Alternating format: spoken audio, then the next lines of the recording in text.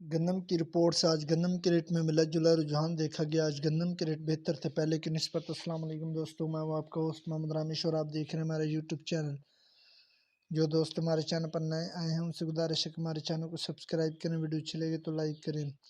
گندم ہارون آباد شرح بازار 2700 سے 2715 روپے۔ آٹے کی قیمت میں بڑا اضافہ ہو گیا۔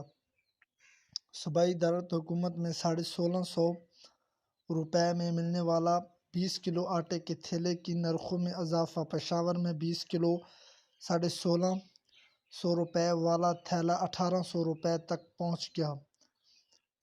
آٹا ڈیلرز کے مطابق پیٹرولیم مصنوعات کی قیمت میں کم ضرورت ہوئی مگر ٹرانسپورٹ کرائے کم نہ ہو سکے۔ اوپن سے پنجاب میں گندم مہنگی ہونے سے اب آٹے کی قیمت میں بھی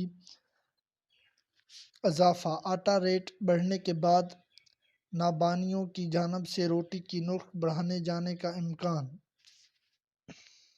گندم، کپاس، سرسوں اور مزید فصلوں کے ریٹ حاصل کرنے کے لیے ہمارے چینل کو سبسکرائب کریں۔